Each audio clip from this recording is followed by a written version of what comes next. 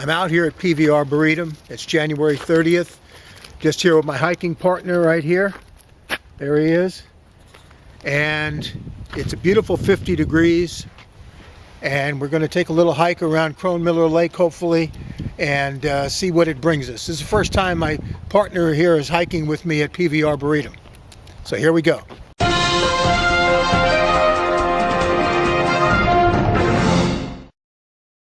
Peavy Arboretum is one of those places that's just real pretty, not very crowded any time at all, and you can actually picnic here if you'd like.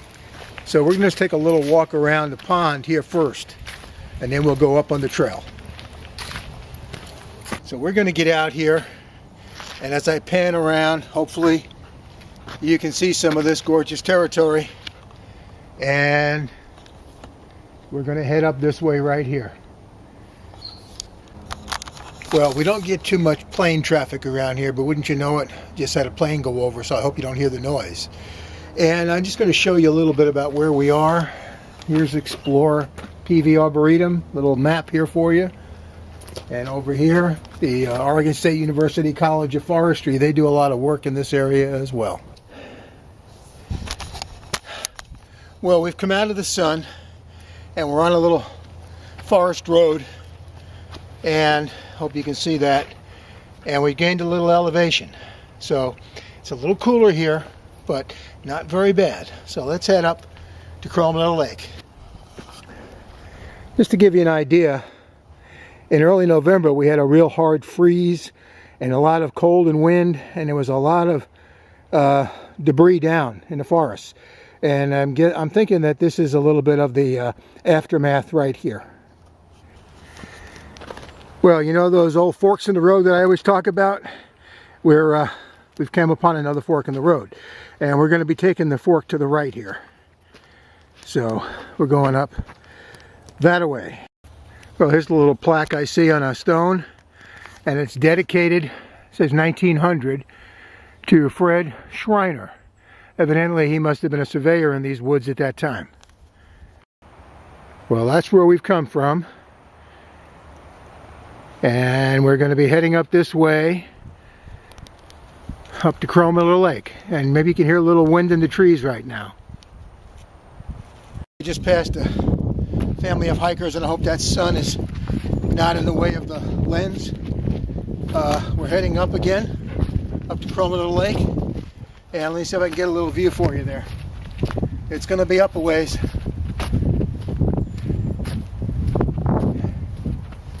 Up and up. I thought I'd try to get a little review action here while we're heading up. That's where we came from. Now let's see if we can spin around and see where we're going. There, my buddy's just walking a little bit ahead of me right now. Come on, buddy, let's go. Come on. He's just staying a little bit ahead of me. Come here. Come here. All right, you're a good boy. Stay with me. Stay with me. Well, as advertised, there's a sign to Cronemiller Lake. So we're going to head on up a little bit higher. Well, this is Cronemiller Lake. There's no swimming or fishing, and it's quite beautiful, pristine. Actually, I was here a couple of Mays ago, I think it was May 2013, when they had a little fishing day for the kids, a special one, and boy, was it great. And I think they even had some dogs in the water, if I remember correctly then. But this is Cronemiller Lake. Love this little quiet and peaceful place, all by ourselves, no one else here. I don't know how well you can see. I'm going to try to zoom in a little bit, but we're looking through the trees, and you can look out over the Willamette Valley and back towards the east in the Cascades. I don't think you probably can see too much, but we'll give it a shot anyway.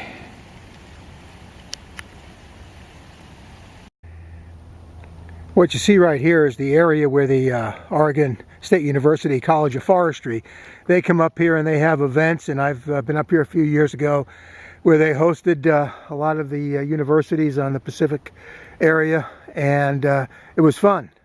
From tree climbing to log splitting, it was great, and they come up here all the time. Well, we're just behind Cronemiller Lake, and this is the area where the OSU College of forestry students practice their log skills. And I guess this is looks like it's a little spinning device for a log, and they practice for when they're in the water. But it's just great up here, and pretty much pristine area. Well, we're back on the trail again. We're past Cronemiller Lake, and it's quite nice. Nice blue sky, trees, nice little breeze up here. Quite cool actually, but not bad. Well, while we're hiking up here in Peavy Arboretum, I thought I would talk about a book I just finished. Kind of appropriate, I suppose. A book about TR, Teddy Roosevelt. David McCullough wrote it, and Mornings on Horseback. Gave me some new perspectives to TR.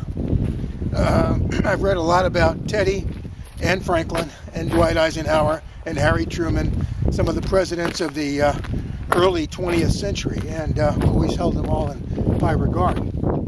But it was quite interesting how McCullough portrayed Teddy from his early years as a child. He was quite sickly and suffered from asthma, and he was a very frail young child. Actually, there were illnesses in most of the siblings in that family. His older sister, Anna, who was nicknamed Bammy, they described her as a quite awkward, apparently had scoliosis of the spine by the way it was described. But Teddy's older sister, Bammy, made up for awkwardness and perhaps lack of beauty for her organizational skills and her leadership skills. She was the backbone of that family, of those siblings. Then there was Elliot, who had early on in his life was really the challenge to Teddy. He was bigger, he was stronger.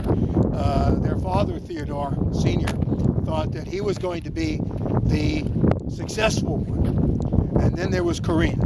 She was the youngest.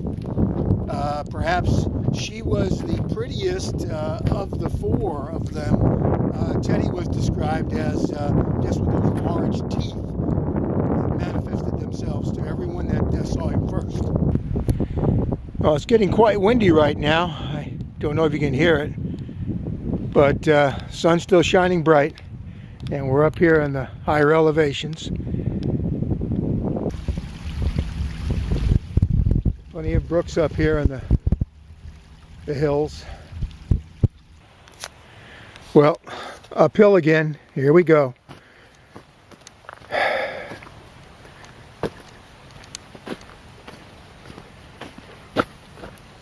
How's my buddy down there?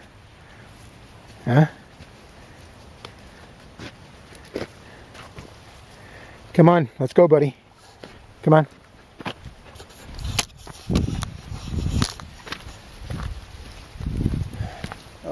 We'll keep going a little more. It's surprising how many miles you hike when you're not really paying attention to it.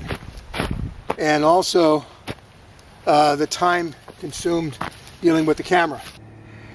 Getting a little higher now. As you can see, those hills are probably 1,500 feet up. Not that much, but we're not anywhere in the coastal range to speak of, just the foothills. And certainly not as high as anywhere in the Cascades. Well, we've been out more than 3 miles already, and we gotta find our way back.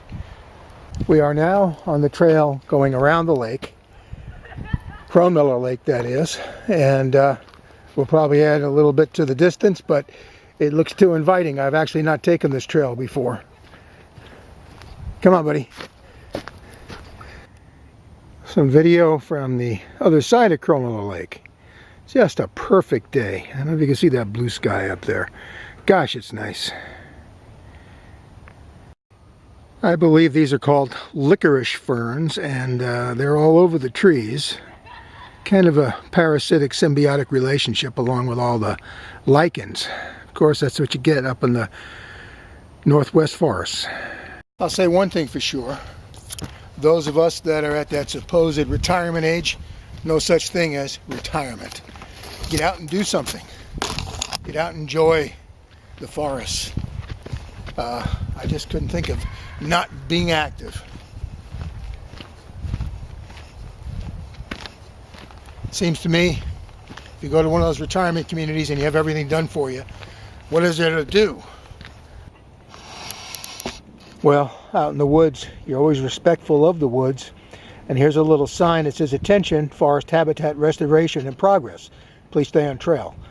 Not only you need to respect that, but stay on the trail because there's an awful lot of poison oak around. You don't want to get any of that. Well, there's one good thing about the return trip. It tends to be more downhill than up.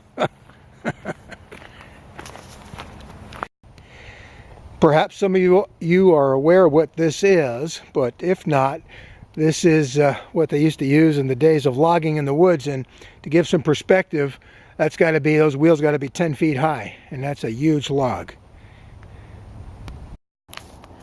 Almost looks like there have been some washouts here on this trail from those heavy rains we had a few weeks ago, I guess.